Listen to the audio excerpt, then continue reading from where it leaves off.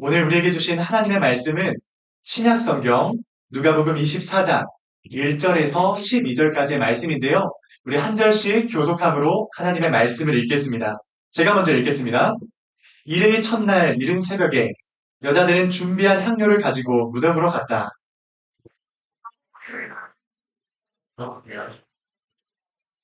그들이 안으로 들어가 보니 주 예수의 시신이 없었다.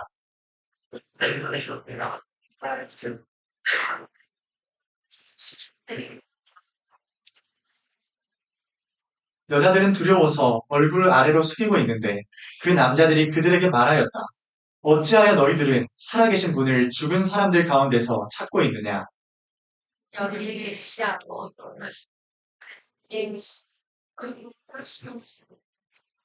인자는 반드시 죄인의 손에 넘어가서 십자가에 처형되고 사흘째 되는 날에 살아나야 한다고 하셨다.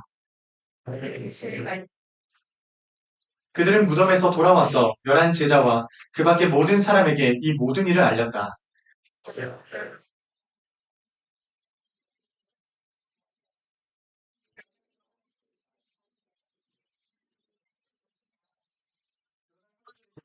말이 어처구니 없는 말로 들렸으므로 그들은 여자들의 말을 믿지 않았다.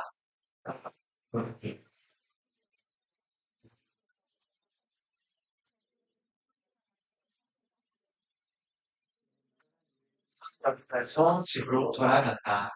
네, 하나님의 말씀입니다. 오늘 설교는 세계적인 연설가이자 복음 전도자로 알려진 닉 부이치치 이야기로 시작하고자 합니다. 호주 멜버른에서 태어난 닉은 희귀한 선천성 장애인 테트라 아멜리아 증후군으로 팔다리가 없이 태어났습니다. 그로 인해 어린 시절부터 심한 따돌림을 당했고 깊은 우울감으로 10살이 되던 해에는 자살을 시도했다고 합니다. 그런 닉에게 인생을 뒤바꿀 만한 결정적인 일이 일어나게 됩니다. 그것은 다름 아닌 주의 말씀인 성경이 떠오르는 일이었습니다. 그가 15살쯤 되었을 무렵에 우연히 요한복음 9장 1절에서 3절 말씀을 접하게 되는데 우리 이 말씀을 한 목소리로 읽어보도록 하겠습니다. 시작! 예수께서 가시다가 날 때부터 눈먼 사람을 보셨다. 예수께 물었다. 선생님, 이 사람이 눈먼 사람으로 태어난 것이 누구의 죄 때문입니까? 이 사람의 죄입니까? 부모의 죄입니까? 예수께서 대답하셨다. 이 사람이 죄를 지은 것도 아니요. 그의 부모가 죄를 지은 것도 아니다. 하나님께서 하시는 일들을 그에게서 드러내시려는 것이다. 아멘.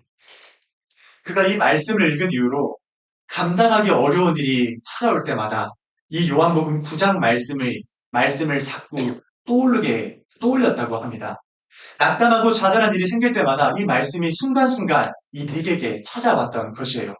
그래, 하나님은 나를 향한 분명한 뜻이 있으셔. 그래, 하나님은 나를 향한 분명한 계획이 있으셔. 나는 그것을 신뢰해. 이런 생각을 가지게 됐던 것입니다. 그가 말씀을 기억하고 그 말씀을 진정으로 깨닫는 순간 이전에 경험하지 못했던 회복의 역사가 그의 삶 가운데서 나타나기 시작했던 것이에요. 그날 이후 이 닉은 놀라운 변화의 길을 걷게 되기 시작합니다.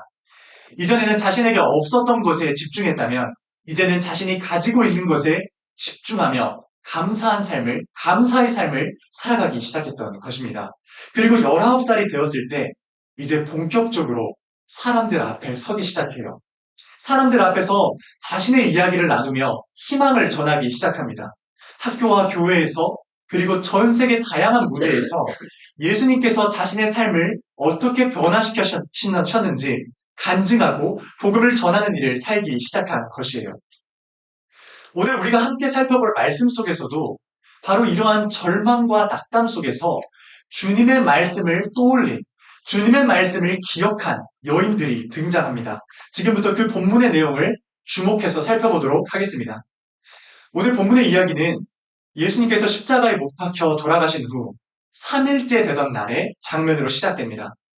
막달라 마리아를 비롯한 몇 명의 여인들이 예수님의 시신에 향료를 바르고자 새벽부터 무덤을 향해 발걸음을 향합니다. 아마도 그들의 마음 가운데서는 절망이 가득했을 거예요.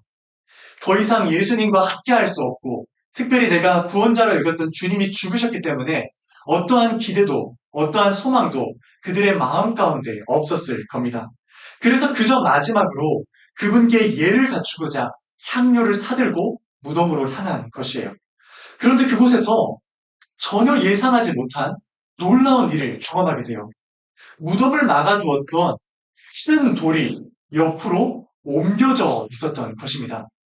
이 동일한 내용을 담고 있는 마가복음 16장 4절 말씀을 보면 이 돌이 엄청나게 큰 돌이었음을 우리는 확인할 수 있어요.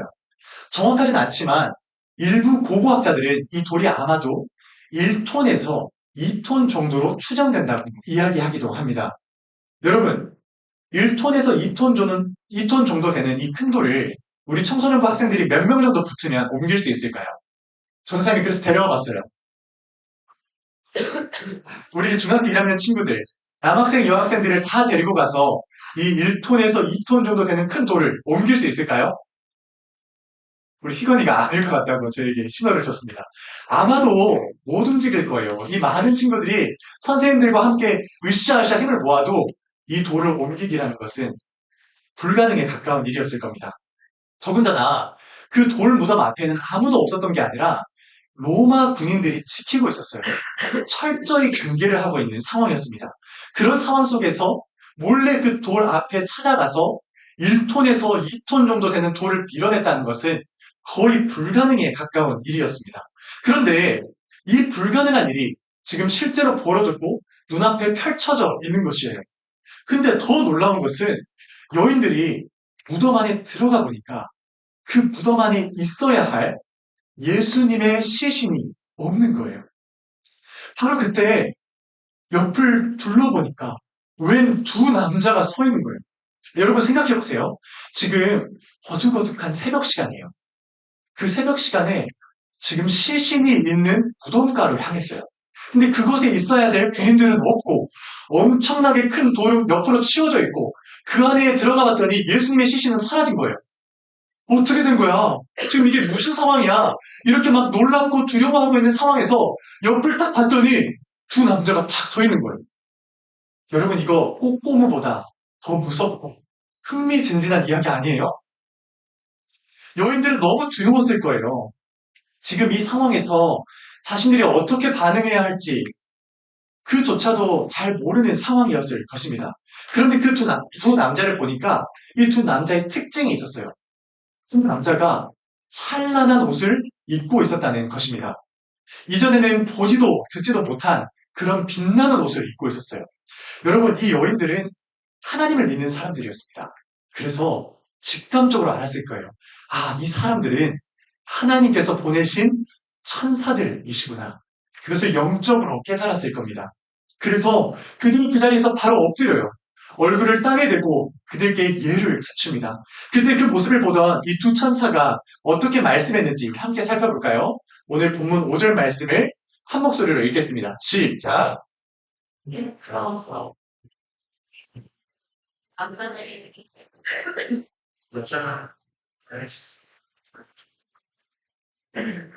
여러분 보세요.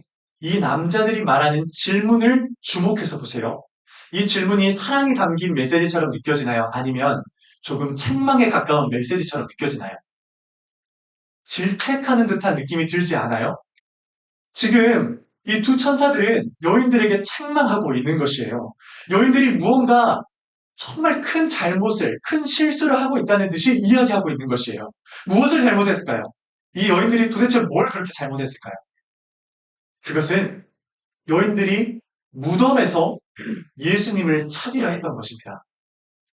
무덤은 죽은 사람들을 위한 곳이지 살아있는 사람을 위한 곳이 아니에요.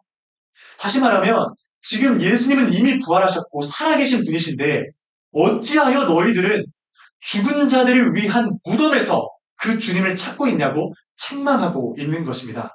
여러분 이어지는 본문 말씀, 6절 말씀을 우리 한 목소리로 읽어볼까요? 시작!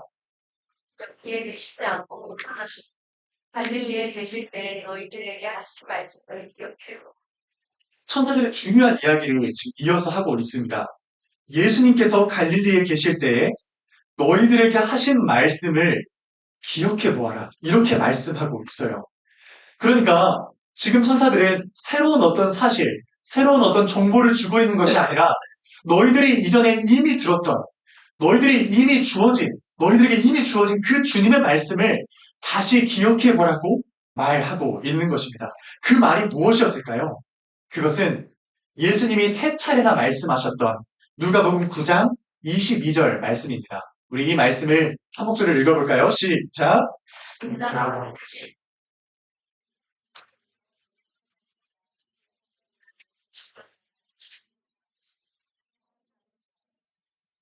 보세요. 주님을 따르던 제자들은 이 말씀을 무려 세 차례나 듣습니다. 분명히 들었어요. 하지만 이 말씀을 듣기는 하였으나 그 마음속에 깊이 새기지 않았던 것입니다. 그래서 천사들이 주님의 말씀을 기억해보라고, 그 말씀을 다시 한번 떠올려보라고 이야기하고 있는 것이에요. 그 순간 지금 우리가 살펴본 말씀, 이 9장 22절의 말씀이 떠오른 것입니다. 여러분, 이 장면이 오늘 본문 말씀에서 핵심이 되는 장면이에요. 여인들이 예수님의 말씀을 기억한 바로 그때 그들에게 혼란스럽고 두려웠던 그 마음이, 그리고 혼란스럽고 두려웠던 그 모든 상황들이 이제서야 해석이 되기 시작한 것입니다. 여인들이 처음 무덤에 갔을 때는 그 빈 무덤의 의미를 이해하지 못했어요. 이게 도대체 어떤 상황인지, 어떤 의미를 가지고 있는지 전혀 이해하지도 깨닫지도 못했습니다. 심지어 천사들이 질문으로 책망할 때조차도 자신들이 왜 책망을 당하는지 전혀 모르고 있었어요. 하지만 그들이 예수님의 말씀을 기억하자, 이 모든 일이 예수님이 하신 말씀대로 이루어진 일이구나. 그것을 깨닫게 된 것입니다. 예수님의 말씀을 기억한 순간 부활이 더 이상 과거의 일이 아니라 지금 내 눈앞에 벌어지고 있는 생생한 현실이 된 것이에요. 성경에서, 특별히 누가복음에서 기억하다라는 단어를 우리는 주목해 볼 필요가 있어요. 왜냐하면 우리가 주님의 말씀을 기억할 때 그때 비로소 역사가 일어나기 때문입니다. 하나님의 구원의 계획을 깨달을 수 있고 그 구원의 계획과 역사하심들을 발견할 수 있기 때문이에요. 지금 우리가 살펴본 본문의 장면이 바로 그런 장면입니다. 천사들의 말에 의해서 예수님의 말씀이 여인들의 마음속에 깊이 새겨질 때 그때 비로소 이 부활 사건이 이해되고 해석되기 시작했던 것입니다. 말씀을 기억하게 된 여인들, 이제부터 새로운 삶을 시작하게 됩니다. 전혀 다른 변화의 길을 걷게 돼요. 이제는 혼란스럽고 두려웠던 모습들을 다 버리고 담대하고 기뻐하는 모습으로 삶을 살아가기 시작해요. 그 첫 번째 삶이 제자들에게 달려가서 주님의 그 복음의 놀라운 사실을 전하는 것이었습니다. 제자들에게 찾아가 자신이 보고 들은 모든 사실들을 있는 그대로 전해요. 여러분, 지금 이 사실을 전하고 있는 여인들을 생각해 보세요. 누굴까요? 이 여인들이 누굴까요? 막달라 마리아, 요한나, 야고보의 어머니, 그리고 몇몇의 여인들이죠. 이 여인들은 예수님이 갈릴리에서 사역을 시작하셨을 때부터 함께했던 여인들이고, 예수님이 십자가에 못 박히신 그 순간에도 함께했던 여인들이고, 심지어 예수님이 죽으신 이후에 그 시신의 예를 갖추고자 직접 무덤까지 찾아갔던 여인들이 바로 이 여인들이에요.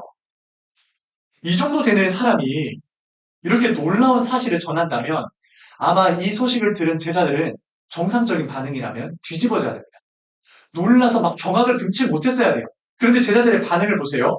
오늘 11절 말씀을 함께 읽어볼까요? 시작. 그런 여자들의 말을 믿어야지. 여자들의 말을 믿지 않았죠. 근데 그 앞에 단어를 보세요. 그냥 믿지 않은 정도가 아니라 이 여자들의 너무 놀라운 소식을 어처구니 없는 말로 여겨요. 여러분, 이 단어를 성경 원문에서 찾아보면 헛소리라는 단어로 기록되어 있습니다. 그러니까 정확히는 정신이 혼미할 때 아무렇게나 내뱉는 말을 하고 있는 것처럼 여겼다는 것입니다. 제자들은 여인들의 말을 한마디도 믿지 않았던 거예요. 이 사람 진짜 헛소리하네. 정신이 이상하게 돼가지고 지금 아무 말이나 내뱉고 있네. 이렇게 생각하고 있었던 것입니다. 하지만 이 상황 속에서도 그 많은 제자들 가운데 한 사람은, 베드로라는 한 사람은 다른 행동을 보여요. 그는 곧장 자리에서 일어나서 예수님의 시신으로 향했고 그곳에서 직접 무덤 안을 들여다봐요. 어땠을까요? 여인들이 말한 그대로였어요. 무덤문이 열려 있었고 그 무덤문 안에는 예수님의 세마포만 놓여져 있었습니다. 이 모든 광경을 보고 나서야 베드로는 이상히 여기면서 집으로 돌아갔다고 오늘 말씀은 기록하고 있어요. 여러분, 이 일로 인해서 이제 모든 상황들이 변해갑니다. 말씀을 기억한 여인들의 증언을 중심으로 제자들 사이에서도 반응이 나타났고, 그리고 이웃들에게도 하나님의 복음의 소식이 널리 증거되기 시작한 것이에요. 보세요. 오늘 부활의 증거를 첫 번째 전한 사람이 누구죠? 여인들입니다. 여인들. 이 여인들을 우리가 기억해 볼 필요가 있어요. 성경에서 부활의 첫 번째 증인이 여성이라고 기록된 이 지점은 우리가 반드시 기억해야 될 부분이에요. 다시, 성경에서 부활의 첫 증인을 여인들로 세운 이 장면은 우리가 반드시 기억해야 되는 장면이에요. 왜냐하면 1세기 당시 그 문화권 속에서 여성들의 증언은 어떠한 힘도 없었기 때문입니다. 여러분 생각해 보세요. 성경을 기록한 저자가 예수님의 부활을 진실처럼 꾸미려면 첫 번째 증언을 남자로 둘까요? 여자로 둘까요? 반드시 남자로 두죠. 그 당시에 여자들의 말은 어떠한 신뢰도 못 얻었다니까요. 만약에 이 일을 꾸며낸 일이었다면, 거짓으로 지금 이 이야기를 꾸며낸 것이라면 반드시 첫 번째 증언을 남자로 기록했을 거예요. 그런데 이 저자는 성령의 감동하심을 받아 주님이 말씀하신 그대로, 주님이 행하신 그대로 여인들이 첫 번째 증인이었다고 기록하고 있는 것이에요. 다시 말하면 역설적이게도 이 여인들이 첫 번째 증인이라는 사실은 부활이 실제 일어난 사건임을 증명하는 사건입니다. 얼마나 신빙성 있는 사건인지 우리에게 드러내고 있는 것이에요. 하나님께서는 이 여인들의 증언을 통해서 제자들에게 부활이 무엇인지 깨닫게 하시고 또 온 세계에 그 복음의 소식을 들려주십니다. 이제 말씀을 마무리하려고 합니다. 오늘 우리는 예수님께서 부활하신 바로 그날의 사건을 함께 살펴봤어요. 빈 무덤 앞에서 여자들이 마주했던 것은 처음에 혼란과 두려움 뿐이었습니다. 하지만 천사의 말을 통해 주님의 말씀을 기억했을 때 그들의 마음이 바뀌게 되고 주님의 그 놀라운 복음의 소식을 전하는 증인의 삶을 살아가게 돼요. 부활 사건은 이렇게 시작된 것이에요. 빈 무덤에서 시작해서 말씀을 기억함으로 그 놀라운 복음의 소식이 전해진 것. 이 순서대로 부활 사건이 전해진 것입니다. 여러분, 우리가 오늘 이 말씀에서 기억해야 할 핵심은 이것이에요. 전도사님 한번 따라해 볼까요? 말씀을 기억할 때 기억할 때 부활이 어제의 이야기가 아니라 이겨주리라. 오늘의 현실이 된다. 이것이 오늘 우리가 기억해야 할 가장 중요한 핵심입니다. 여러분, 우리가 말씀을 진정으로 기억하는 삶을 살기 시작할 때 그때 비로소 주님의 역사를 볼 수 있게 됩니다. 바라기는 이곳에 있는 모든 우리 삼성연구 친구들이 주님의 말씀을 기억하고 그 말씀을 마음 깊이 새겨서 주님의 놀라우신 역사와 살아계심을 경험하기를 주님의 이름으로 축복드립니다.